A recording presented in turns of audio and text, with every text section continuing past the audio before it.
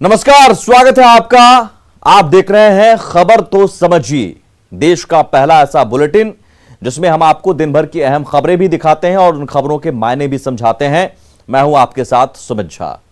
सबसे पहले बात उस बिल की जिस बिल को लेकर सियासी बवाल मचा हुआ है। क्या आप जानते हैं बिहार विशेष सशस्त्र पुलिस बिल को लेकर क्यों मचा है बवाल? क्या आप जानते हैं बिहार विशेष सशस्त्र पुलिस बिल की जरूरत क्यों पड़ी? और क्या आप जानते हैं कि इसके क्या फायदे होंगे? पुलिस बिल से जुड़ी एक एक पॉइंट आज हम आपको समझाएंगे। सबसे पहले ये रिपोर्ट देखिए।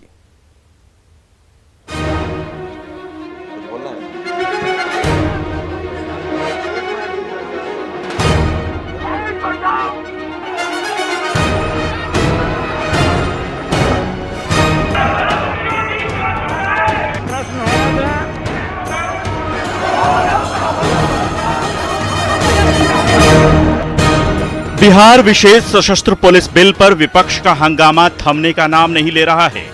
सरकार की तमाम कोशिशों के बावजूद विपक्ष मानने को तैयार नहीं है।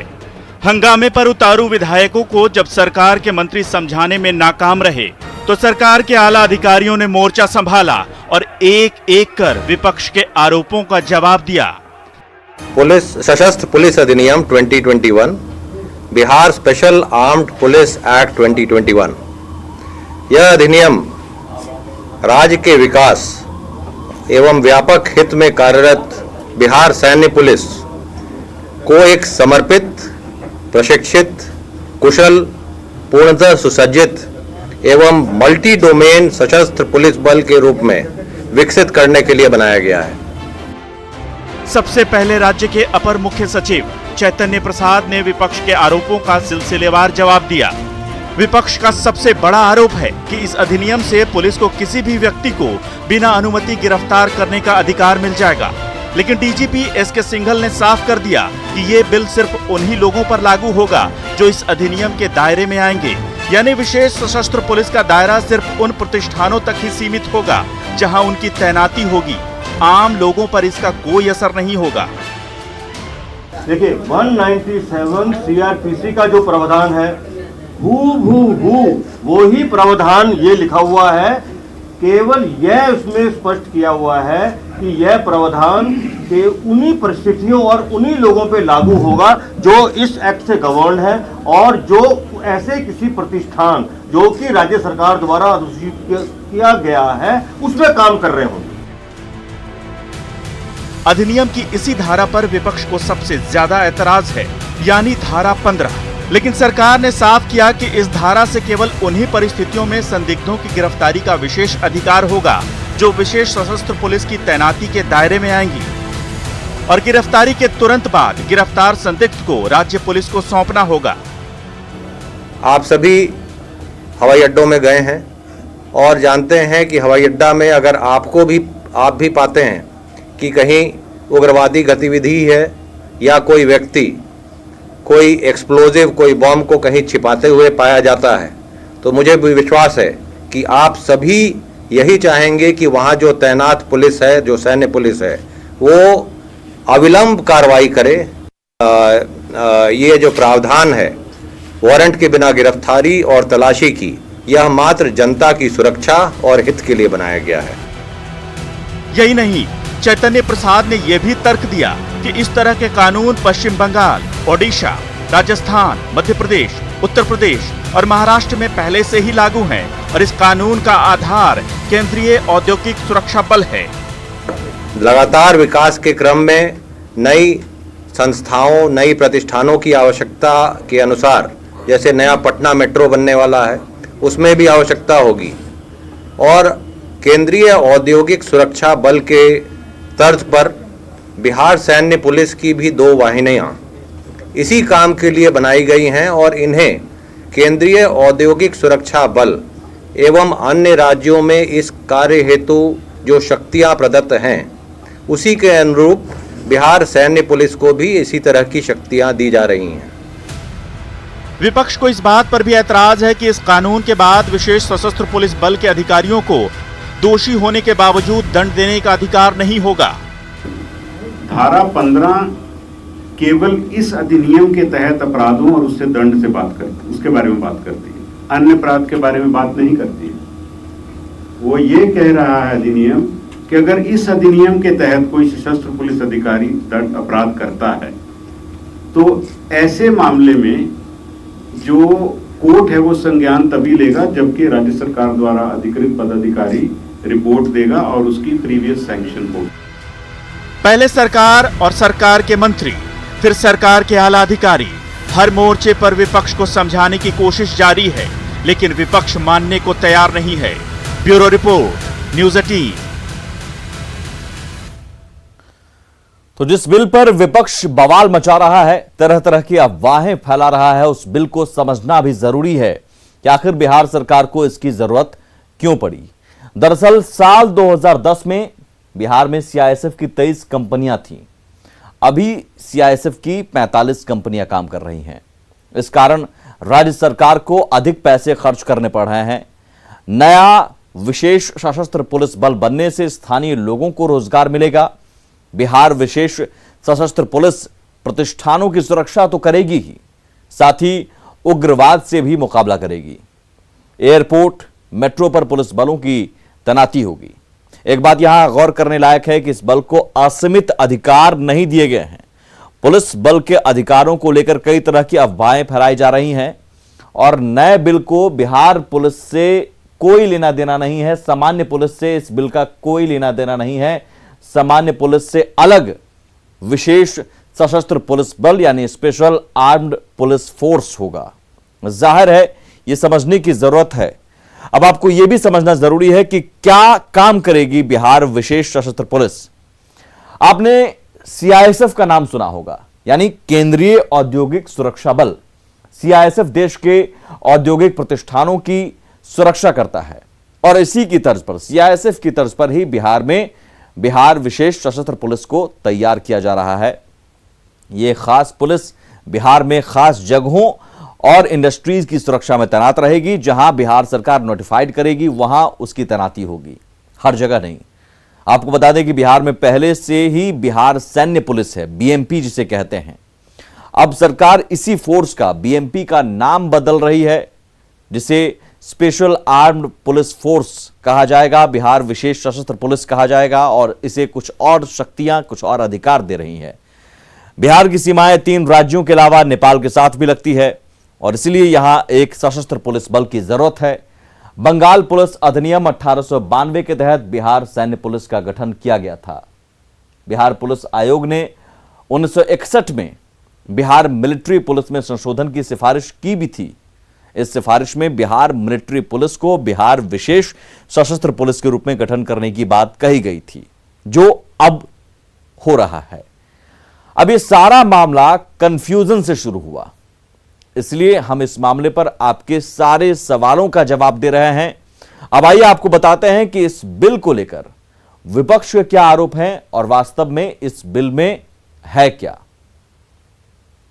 विपक्ष का आरोप है कि पुलिस को विशेष अधिकार मिल जाएंगे, लेकिन बिल में है कि केवल बीएमपी यानी बिहार विशेष सशस्त्र पुलिस जिसका नाम हो जाएगा उसके लिए है। सशस्त्र पुलिस को विशेष अधिकार क्यों, विपक्ष सवाल पूछ रहा है। तो जांच के लिए, विशेष प्रतिष्ठानों की जांच के लिए जरूरी है। विपक्ष कह रहा है किसी भी शख्स की गिरफ्तारी का अधिकार, लेकिन बिल में है कि जो जहां तैनाती होगी वहीं पर इसे अधिकार मिलेगा। गिरफ्तारी के बाद प्रताड़ित किए जाने की संभावना है, लेकिन बिल में इस तरह की बात नहीं है। गिरफ्तारी के लिए अनुमति की आवश्यकता क्यों नहीं। तो जरूरी यह है कि विशेष परिस्थिति में यह अधिकार दिए गए हैं और सशस्त्र बल की आवश्यकता क्या, तो सीआईएसएफ की तर्ज पर जरूरी है।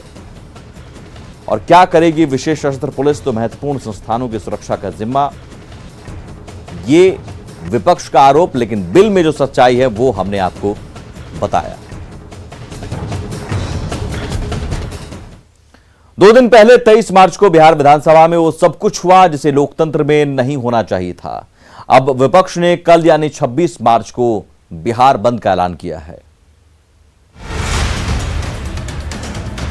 बिहार विधानसभा में मंगलवार को जो कुछ भी हुआ उसे पूरे देश ने देखा।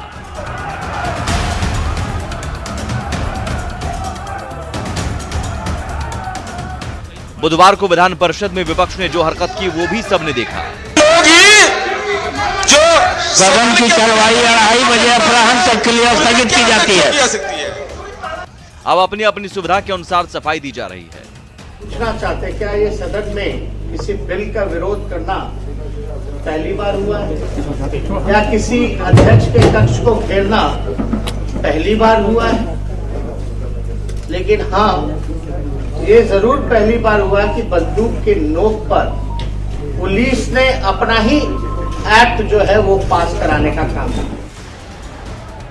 नेता प्रतिपक्ष तेजस्वी यादव ने सरकार पर पुलिस के दुरुपयोग का आरोप लगाया और इशारों ही इशारों में पुलिस को घुड़की भी दे दी।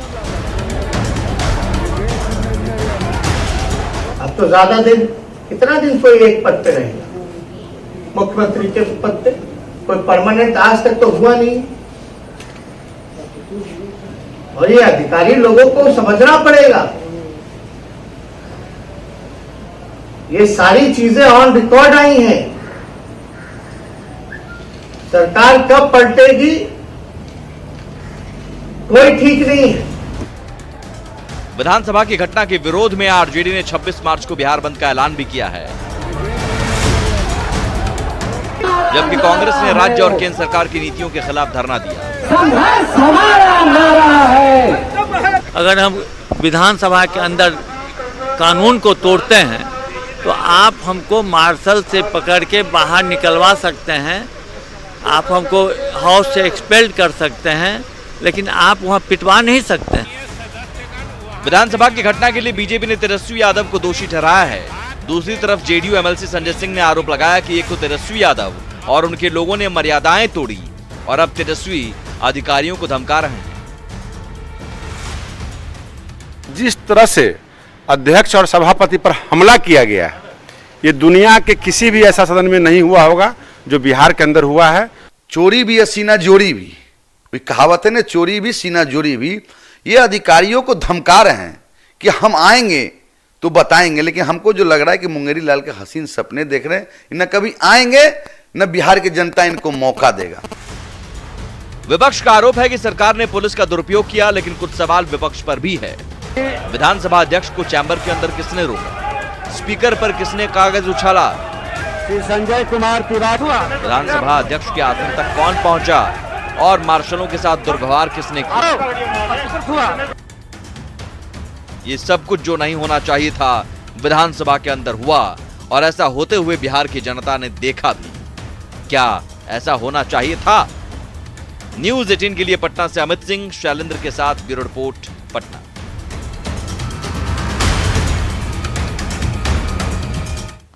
तो जाहिर है विधानसभा में अब हंगामे को विपक्ष एक बड़ा मुद्दा बना रहा है और इसलिए आरजेडी ने कल बिहार बंद का ऐलान किया है।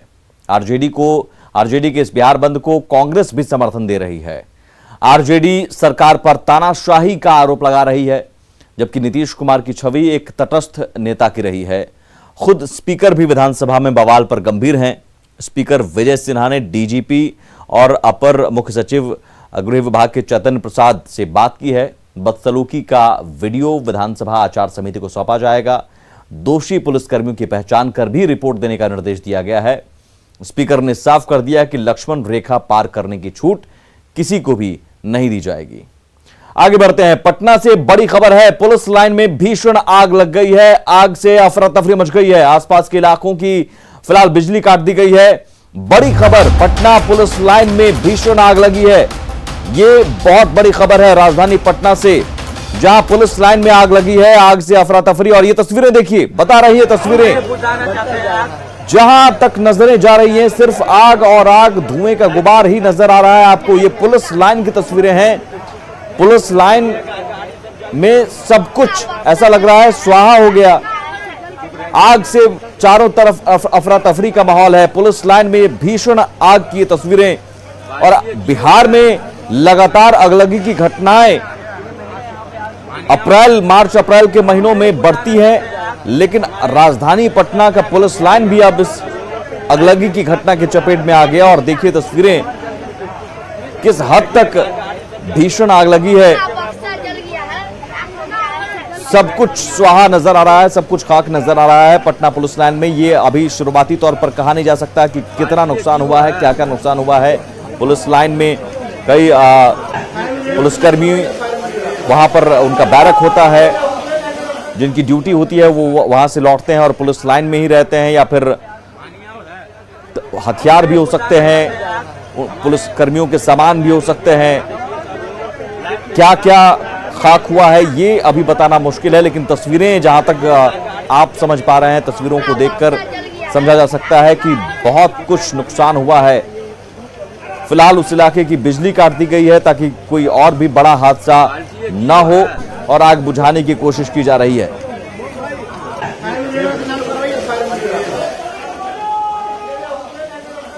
तो देखिए, दमकल की गाड़ियां भी वहां पर पहुंच गई हैं मौके पर, और आग बुझाने की कोशिश लगातार जारी है। पुलिस लाइन में भीषण आग लगने की ये तस्वीरें, और जहां तक नजरें जा रही हैं आग और धुएं का गुबार नजर आ रहा है, धुआं ही धुआं नजर आ रहा है, और सब कुछ खाक होता हुआ नजर आ रहा है। कितना नुकसान हुआ, क्या कैसे आग लगी, ये सब कुछ अभी शुरुआती तौर पर ये खबर है, इसलिए बताना मुश्किल है, लेकिन जरूर हम अपने संवाददाता से बात करने की कोशिश भी करेंगे और आप तक ये खबर पहुंचाने की भी कोशिश करेंगे कि आखिर कैसे आग लगी, अब तक क्या नुकसान हुआ है, कितना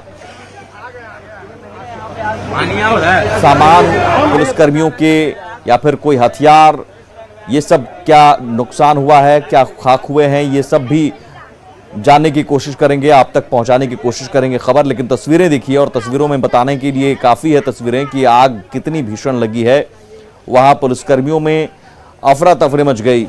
पुलिस लाइन में आग लगने की ये दो तस्वीरें और आग से अफरा तफरी।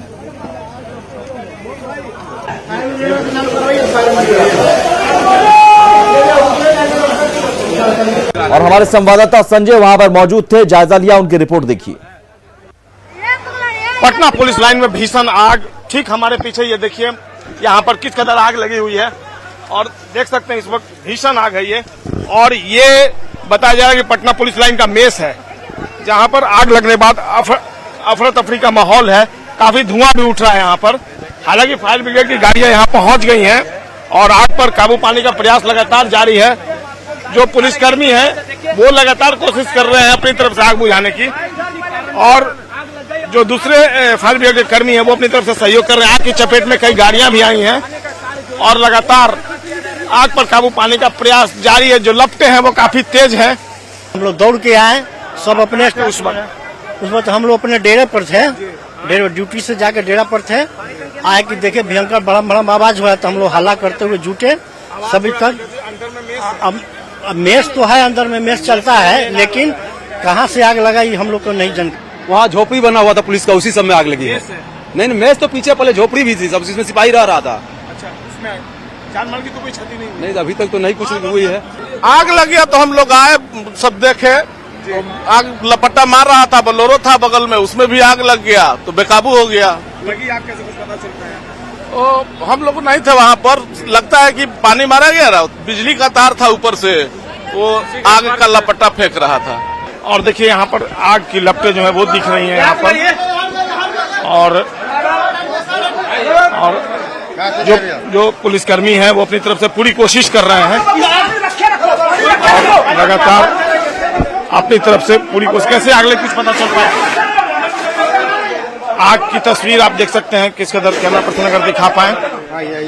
मेज के बगल में जो झोपड़ी थी उसमें आग लगी है ये, और ये सुखदायक है, कम से कम एक अच्छी बात है कि जान माल की क्षति, संपत्ति को जरूर जलकर खाक हो गई है, लेकिन किसी को शारीरिक तौर पर कोई नुकसान नहीं पहुंचा है। तो फिलहाल पटना पुलिस लाइन में अफरा तफरी का माहौल और आग पर काबू पाने की कोशिशें लगातार जारी है। कैमरा पर्सन सुबोध के साथ संजय कुमार, न्यूज 18 पटना। आगे बढ़ते हैं। राजधानी पटना में अब ट्रैफिक जैम पुराने दिनों की बात हो जाएगी। फ्लाईओवर की फेहरिस्त में आज एक और नया फ्लाईओवर जुड़ गया। सीएम नीतीश कुमार ने आर ब्लॉक चौराहे से जीपीओ गोलंबर तक के नए फ्लाईओवर का उद्घाटन किया। इस फ्लाईओवर के जरिए कंकड़बाग से गांधी मैदान या एयरपोर्ट की दूरी महज 10 मिनट में तय होगी।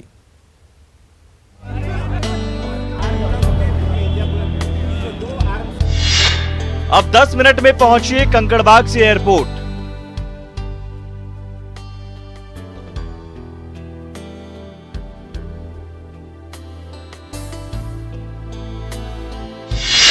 बिना जाम में फंसे गांधी मैदान से जाइए कंकड़बाग।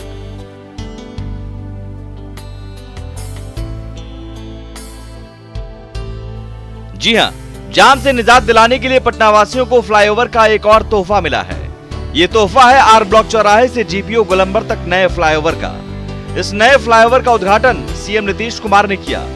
इस फ्लाईओवर के खुल जाने से कंकड़बाग, करबिगहिया, बुद्ध मार्ग और एयरपोर्ट जाने वालों को राहत मिलेगी। साथ ही कंकड़बाग से गांधी मैदान या एयरपोर्ट की दूरी 10 मिनट में तय होगी। इस मौके पर सीएम नीतीश ने आने वाले दिनों में ट्रैफिक जाम से निजात दिलाने के लिए और भी फ्लाईओवर का तोहफा देने के संकेत दिए। उद्घाटन करते हैं तो उसको पूरा उसका भ्रमण करते हैं और जो पहले से कुछ और जगह प्रस्तावित है उसको भी ऐसे मौके पर हम देखते हैं। यहाँ का पूरा देखने के बाद 2 जगह और हम देखेंगे और सब लोगों को दिखाएंगे ताकि तेजी से काम हो। और कितना अच्छा लग रहा है आप देख लीजिए, आप लोगों को खुद ही महसूस होगा।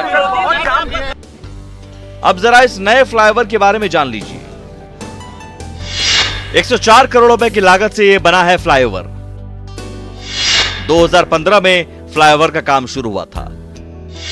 मीठापुर कंकड़बाग जाना होगा आसान, गांधी मैदान जाने में भी सुविधा होगी, विधानसभा एयरपोर्ट भी जाना आसान, वीरचंद पटेल पथ भी जा सकेंगे, बेली रोड पर दबाव कम होगा। 628 मीटर लंबा है फ्लाईओवर। जाम से मुक्ति और समय की बचत होगी। इस पुल का मकसद था कि पटना के बेली रोड पर जो ट्रैफिक का लोड है उसे बहुत हद तक कम किया जा सके। शैलेंद्र, न्यूज़ 18 पटना। और इसी के साथ इस बुलेटिन में इतना ही। आगे भी खबरों का सिलसिला लगातार जारी है।